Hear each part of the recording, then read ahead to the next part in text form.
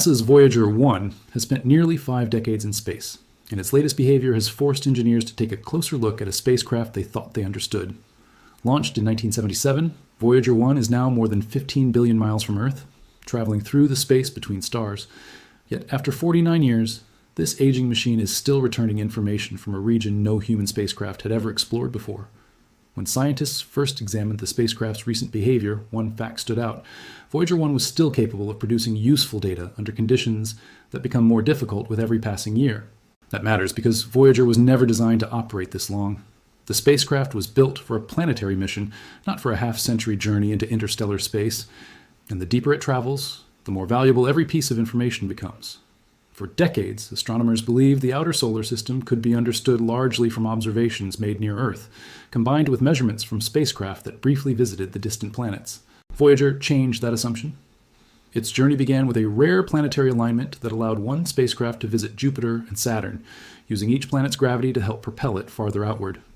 Voyager 1 reached Jupiter in 1979 and Saturn in 1980. Those encounters transformed our understanding of the giant planets and their moons. But after Saturn, the spacecraft continued outward. Eventually, its destination became something far more ambitious, the space beyond the Sun's protective bubble.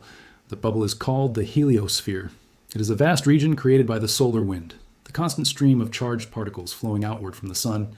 Think of it as an enormous moving boundary between our solar neighborhood and the surrounding interstellar environment. Voyager 1 crossed that boundary in 2012, according to NASA's analysis of its measurements. Suddenly, instruments designed decades earlier were sampling material from outside the heliosphere. That was unprecedented. But crossing the boundary did not mean Voyager had reached empty space. Far from it. Interstellar space contains extremely thin plasma, magnetic fields, energetic particles, and traces of material left behind by stars. The environment is incredibly faint compared with anything we experience on Earth, but Voyager's instruments can still detect changes in it. That is where the spacecraft's unexpected behavior becomes important. Voyager 1 is not a modern spacecraft with unlimited electrical power. Its electricity comes from radioisotope thermoelectric generators, which produce energy from the natural decay of radioactive material. Every year, that power output decreases. Engineers have therefore had to make difficult choices, gradually shutting down instruments and systems that are no longer essential. The spacecraft has become a lesson in conservation. Every watt matters now. Every command matters. And every successful transmission across billions of miles is a reminder of just how extraordinary this mission has become. The radio signal from Voyager 1 takes more than 20 hours to reach Earth. That means engineers cannot simply operate the spacecraft in real time. A command sent from Earth may spend most of a day traveling outward before Voyager receives it, and another long wait follows before the response reaches NASA. Imagine trying to repair a machine when every conversation takes nearly 2 days. That delay makes Voyager's unexpected behavior especially interesting. Engineers must work with incomplete information and extremely old hardware. The spacecraft's computers contain technology that predates the personal computers, now sitting on many desks. Its memory is tiny by modern standards. Its processors are extraordinarily slow compared with even the simplest current devices. Yet the spacecraft continues. I have spent more than 25 years studying space missions, and one lesson repeatedly appears in planetary science.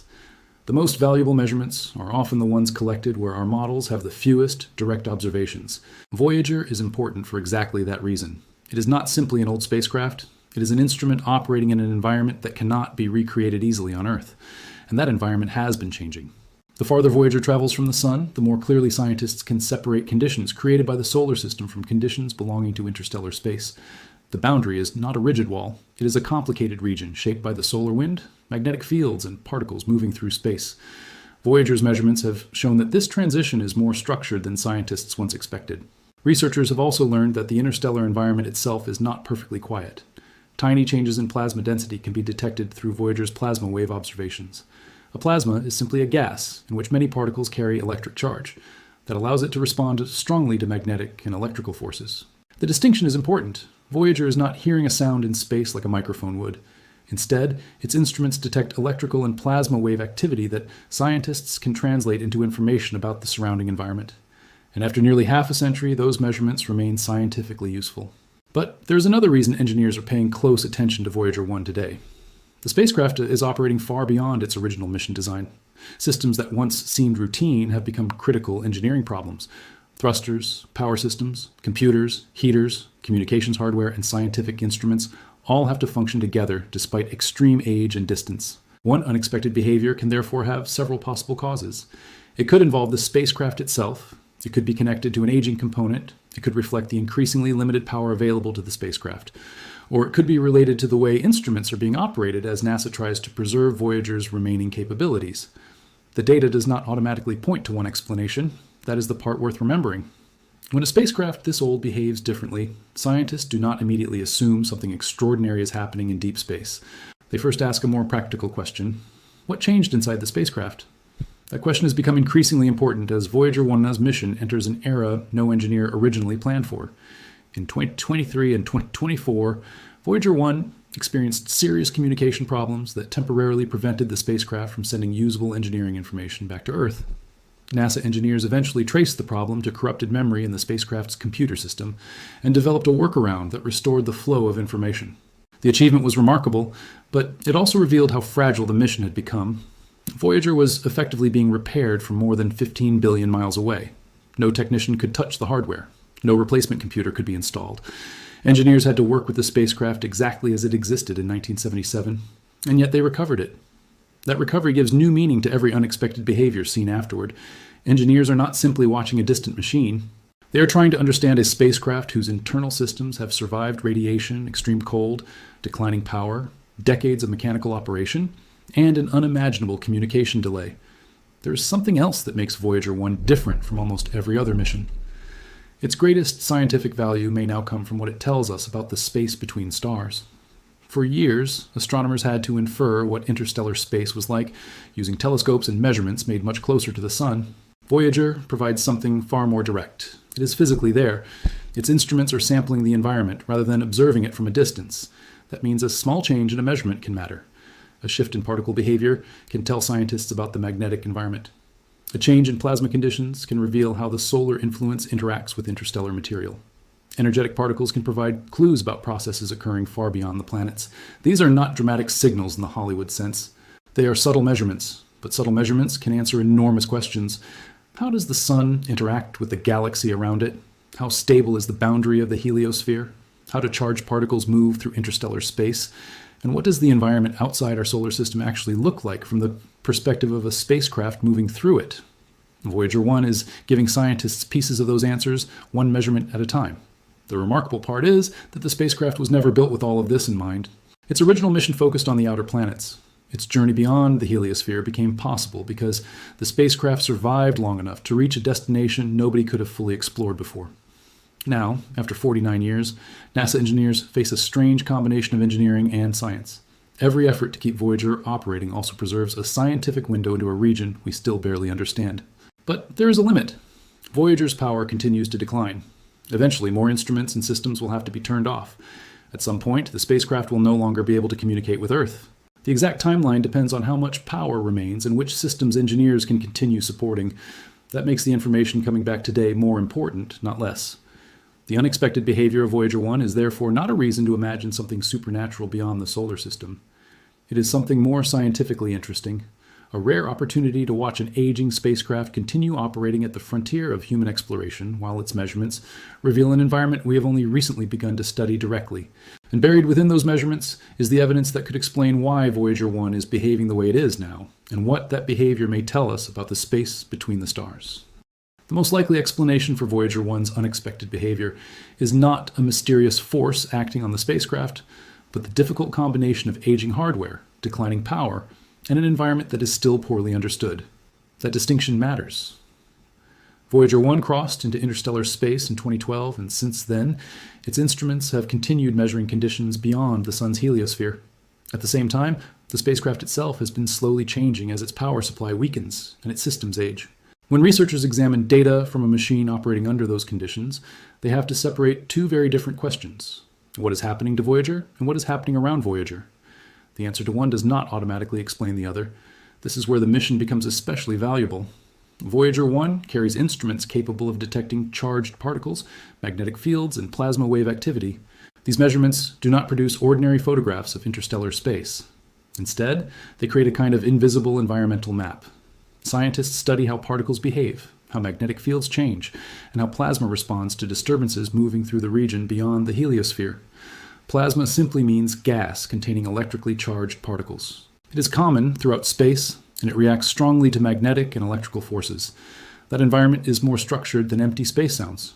One of the most important discoveries from Voyager has been that the boundary between the Sun's influence and interstellar space is not a simple line. The heliosphere behaves more like a changing region, shaped by the solar wind pushing outward and the surrounding interstellar medium pressing inward. The solar wind is the continuous flow of charged particles released by the Sun. As it travels outward, it becomes weaker, eventually encountering the material and magnetic environment between the stars. Voyager entered that transition zone after traveling farther than any spacecraft had gone before. Its measurements gave scientists a direct opportunity to study what happens when the influence of one star meets the environment of the galaxy. Consider what that distance actually means. Light from the Sun reaches Earth in about 8 minutes, but a radio signal from Voyager 1 now takes more than 20 hours to cross the enormous distance between the spacecraft and our planet. When engineers send a command, they cannot wait for an immediate response. The spacecraft is operating in a world where every instruction and every measurement is separated from Earth by nearly a full day. And still, the instruments can work. That fact alone would have been remarkable even without the science. But the measurements matter because they help answer a question that telescopes cannot fully solve from Earth. What does the space between stars actually look like from inside it? Voyager has provided evidence that the region just beyond the heliosphere contains a surprisingly organized magnetic and plasma environment. Scientists have detected changes in plasma density and have studied how disturbances originating from solar activity can travel outward and interact with the interstellar medium. Some of these effects can persist long after the original solar event has moved far beyond the planets. The Sun still reaches farther than you might think. Its influence is not simply switched off at the edge of the heliosphere. Instead, the solar system gradually transitions into the surrounding interstellar environment. Voyager's position allows scientists to examine that transition from the other side. This is one reason old data can become more valuable with time. Researchers can compare Voyager's measurements taken years apart and look for patterns that would be difficult to recognize from a single observation. They can also compare those measurements with observations from other spacecraft and astronomical instruments operating much closer to the Sun. In more than 25 years of following deep space discoveries, one pattern becomes clear. Scientific understanding rarely arrives as one dramatic measurement. It develops through comparisons. One observation creates a possibility, another tests it. A third reveals where the original idea was incomplete. Voyager is still participating in that process. Its instruments are not all operating today. NASA has gradually turned off systems and scientific instruments as available power declines. The spacecraft's radioisotope thermoelectric generators, which convert heat from radioactive decay into electricity, produce less power as the radioactive material naturally decays. This was expected from the beginning. The challenge is deciding which systems can be sacrificed while preserving the scientific return for as long as possible. Every decision is a trade. Engineers must also contend with hardware that was built in another technological era. Voyager's computers have tiny amounts of memory by modern standards. Its communication system was designed for a spacecraft that nobody expected to remain scientifically active for almost 5 decades. Yet, engineers have repeatedly adapted operating procedures to keep the mission functioning. The communication problems Voyager 1 experienced in recent years illustrate this perfectly. When the spacecraft stopped returning usable engineering information, NASA engineers investigated the data they could still receive and eventually identified a problem associated with corrupted computer memory. They developed a workaround that restored meaningful communication without physically touching the spacecraft. That was not a routine software update. It was remote engineering across billions of miles. If you enjoy exploring discoveries like this through clear, evidence-based science, consider subscribing so we can keep examining the universe together, one piece of evidence at a time. But the engineering story should not overshadow the scientific one. Voyager's greatest remaining contribution may be what it can teach us about the interstellar environment itself. Scientists are particularly interested in how particles move near the heliosphere. Charged particles do not travel through space in perfectly straight lines when magnetic fields are present. Their paths can bend, spread, and become organized by those fields. That means measurements of particle behavior can reveal information about magnetic structures that cannot be seen directly. The plasma wave instrument adds another layer. When charged particles interact with their surroundings, they can create electrical oscillations in the plasma. Voyager can detect these signals and use them to estimate properties of the environment around the spacecraft. It is a little like learning about an invisible room by listening to how sound behaves inside it. Except there is no air. There is no conventional sound. The spacecraft is detecting electrical activity carried through plasma, and scientists interpret those measurements using known physical laws. That distinction is important because popular descriptions of Voyager sometimes make its data sound more mysterious than it really is. The real story is already extraordinary. Human technology is measuring the environment between stars directly, using instruments launched before the modern internet existed. The evidence does not show that Voyager has encountered an artificial object, an alien signal, or some unknown force. There is no scientific basis for making that claim. Now, what the spacecraft does provide is something more useful: measurements that allow researchers to test how well their models describe the boundary between the solar system and interstellar space. And those models are improving.